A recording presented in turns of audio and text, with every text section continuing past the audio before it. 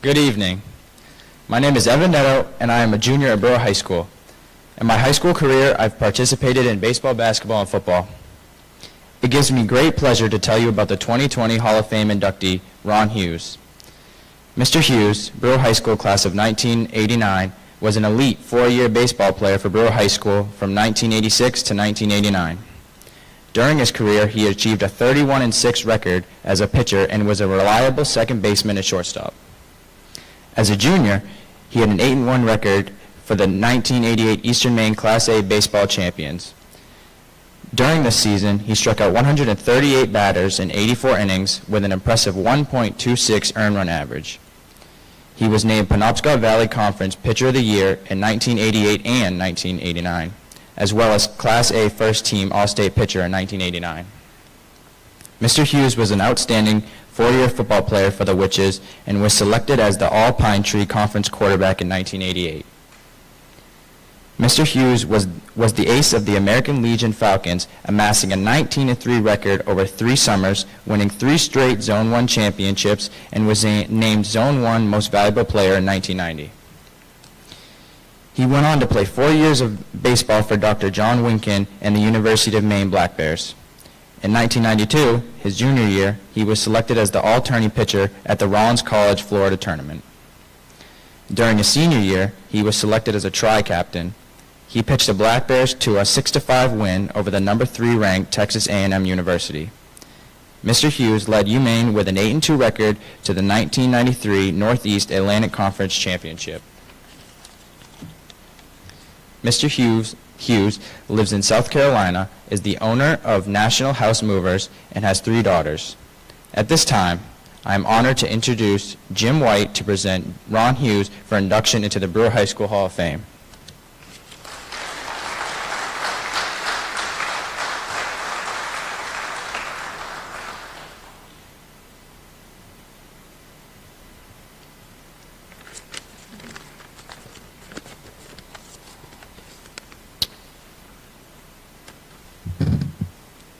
How and why did Ronnie Hewes become an elite athlete? Listen to a couple of quotes from his high school coaches. The first one is from Dan O'Connell, his high school football coach. Ronnie Hewes is one of those athletes I will never forget. He was self-motivated, he worked hard to be prepared, he knew the importance of teamwork, and he was always positive, as well as having the will to win, which you've heard several times tonight. The next one is from Dennis Kyer, who coached him in football, high school baseball, and American Legion baseball. I have been fortunate to coach many outstanding athletes during my career, and Ronnie Hewes stands out as one of the very best. He earned many honors due to his consistency, his willingness to learn, and his competitiveness. I first saw Ronnie Hewes play basketball and baseball at the ages of 8 and 9 years old, and I thought, wow, this kid is really pretty good already. He already displayed very good techniques, very good fundamentals, the little things that makes a player better. I saw Ronnie play many games of baseball, basketball, and football over the years, from his days in Little League, PL basketball, Senior Little League, baseball, middle school basketball, high school, American Legion, and the college baseball. There is something also that I really admire about Ronnie that I want to mention for a moment. As a single dad, he has raised 3 daughters, Jillian, Jenna, and JoJo. That does not happen very often in our society in these days. All just happen to be very good softball players, because Ronnie has spent thousands of hours with them teaching the fundamentals the right way and taking them to tournaments all over the southeastern part of the United States. The reason that I saw him play so many games is because all 3 of my sons played on teams with Ronnie at various times over the years. One of them played on teams together with him from 8 years old right through the end of college. I was especially impressed with his focus on mastering the fundamentals as Brewer Middle School basketball coach for 2 years when I coached him. His poise, his competitiveness, his willingness to simply work hard. You've heard that several times tonight from different athletes. But everyone knows that just not happen by itself. It takes thousands and thousands of hours in practice, and to practice the right way. Always seeking to get better and to improve. I was fortunate to be Ken Perone's assistant baseball coach for 6 years. And during that time, Ken was always emphasizing practice like you're going to play, because it's going to show up in a game. Practice like you're going to play.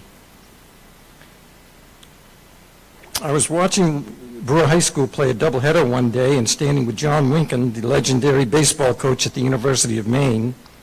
A guy came over and asked him, "Why do you watch so many Brewer games?" John Winkin said, "The two best players in the state are right here on Brewer. And if they're going to play Division I for me at the university, I want to see how they handle themselves when things are not going well." Now that's an interesting perspective. I want to see how they handle themselves when things are not going well. So you student athletes, keep that in mind. Somebody's always watching. Do they keep their poise, he said? Do they continue to work hard? Do they give it their all and still be a competitor when things are not going well? As Evan Neto just cited, Ronnie's pitching statistic over the total number of games he won. Think about that. He mentioned the 31 that was in high school in American Legion, but he won 45 games.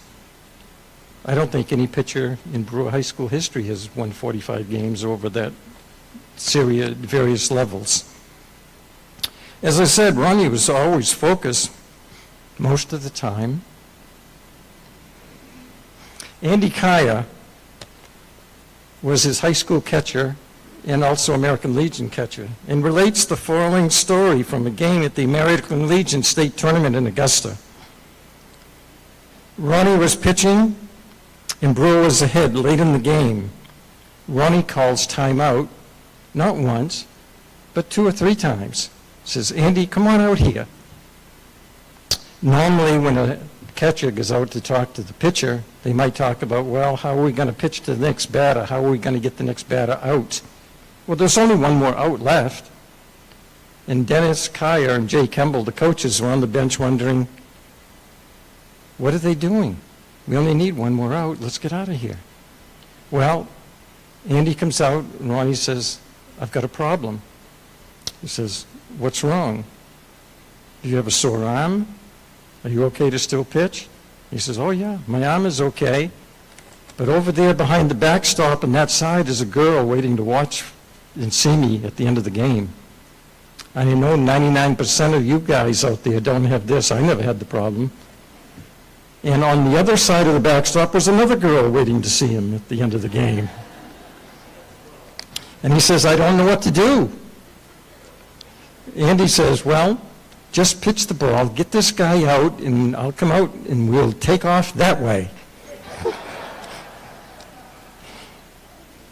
Ronnie went on to the great University of Maine baseball program, becoming the number 2 pitcher his junior year, a tri-captain his senior year, and his number 1 pitcher his senior year as well. So this guy from South Brewer, Maine, was not just now going to Newport and to play Nokomis or going to Old Town or to Hamden. He had the opportunity to travel his freshman year, for example, to places like Hawaii, California, Texas, later on, Louisiana, Florida, and all other places across the country. What a great opportunity from having worked so hard over the years. Ronnie pitched against some of the very, very best teams in the country, such as Miami, the national champion the year before, LSU, Texas, A&M, who, as Evan cited, was the number 3 team in the country, and he beat Texas A&M. Some people have asked, what's it like playing on a minor league or a professional baseball team? Well, you know, while Ronnie was at the University of Maine, he played with 12 players that signed professional baseball contracts. So in essence, he was playing on a professional baseball team, you might say. If Ronnie had not hurt his arm, there's no doubt in my mind that he would have become a professional baseball player, because I saw many minor league professional baseball players, and Ronnie was as good as most of them. He would have been there. It is my pleasure and my privilege to introduce not only an outstanding person, but a great baseball player, Ronnie Hewes.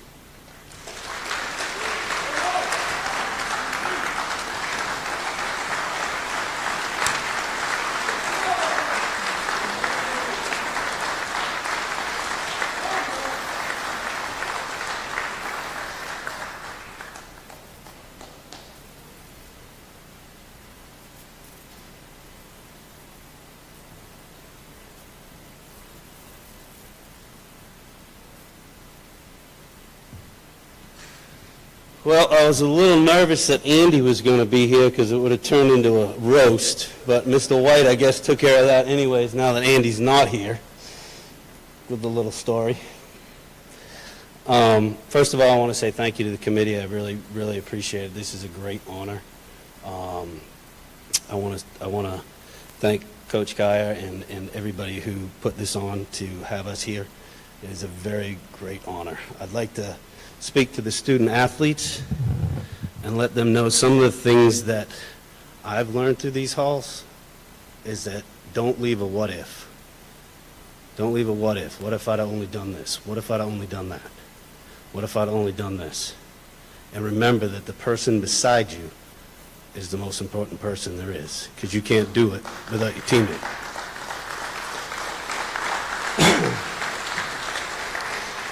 So leave it all right here. Now, you see I don't have any papers. I got nothing with me. I want to talk a little bit. Mr. White touched on my daughters. I started coaching them. I'll tell you about the first practice I went to when she was in travel ball. I was working in Louisiana, and I come back home. And my ex-wife put her on a travel team. She knew all the kids, and that was all fun. Well, I get back. It's probably gone about a week and a half. I get back and we're in a gym. And we grew up in gyms here. That's how we learned, right? We're in a gym. It's got one cage. There's 13 kids. And I'm sitting off to the side, and I'm just watching. And I'm wondering what's going on, right? I look, and there's like 6 kids sitting around over here waiting to hit, maybe one hitting off the tee.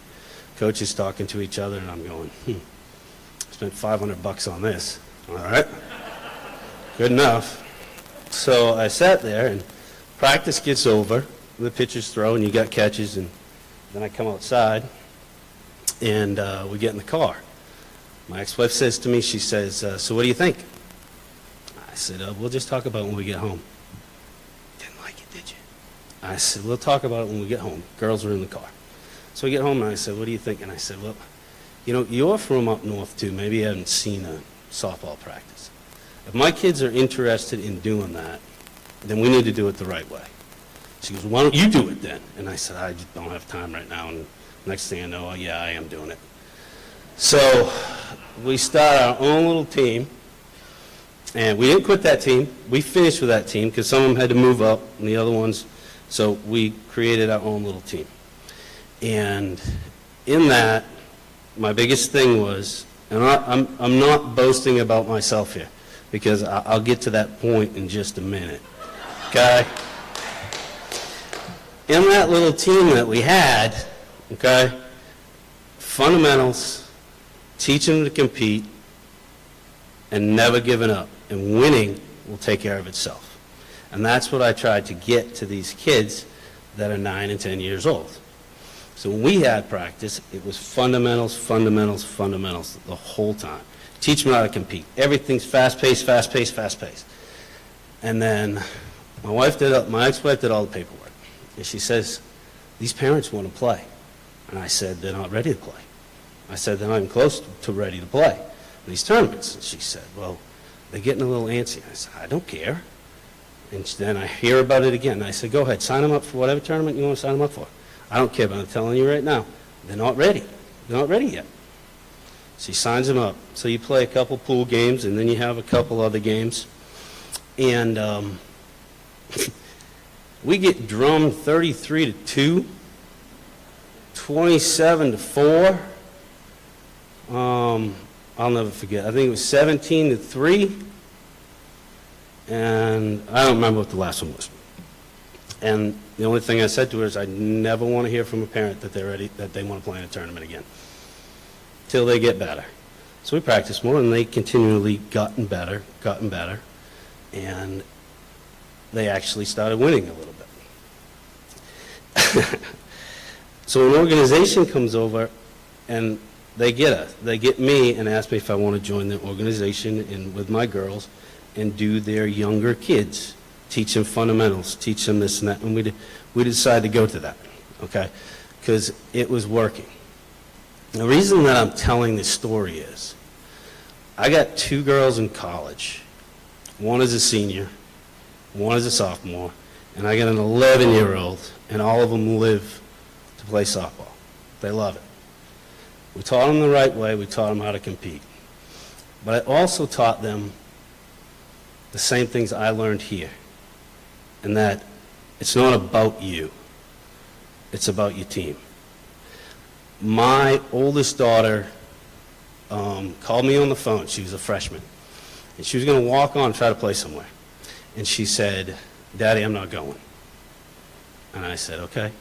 She goes, "I want to concentrate on school my first year, and then, maybe later." And the only thing I told her was, just don't have any regrets. And I said, "I'm fine with everything, just make sure you don't have any regrets." Well, for some reason, she was coming home every weekend, so I guess she wasn't real happy with the school, but I didn't really know that. It was only like 45 minutes away. So about 2 weeks before I'm getting ready to drop a check at this school, she tells me, "Daddy, I'm not going back." I say, "Excuse me?" She goes, "I'm not going back." I said, "You're going to, Daddy, wait. I'm going to school, Dad." I said, "I know you are." She goes, "I want to go to North Greenville." And I said, "Okay, that's fine, we'll go look at it." And she said, "I want to meet with the coach." And I said, "Great." Okay? So she goes to North Greenville, meets the coach. Their season gets going. She's not playing, right? They're winning a little bit, but she's not playing. And about halfway through, she called me on the phone, and these are the things that make me proud of what I've been taught by my family, my coaches, and everything that's here. She wasn't complaining to me about playing. She was complaining to me about the teammates wanting the other kids to fail so they get their opportunity. And my kid was more concerned about them not being teammates than it was her sitting on the bench. Those things come from this hall. They come from the coaches that I had. They come from my family that's sitting over there. It's so special when you have it. There's no excuses. We never made excuses here. You student athletes, pay attention to that.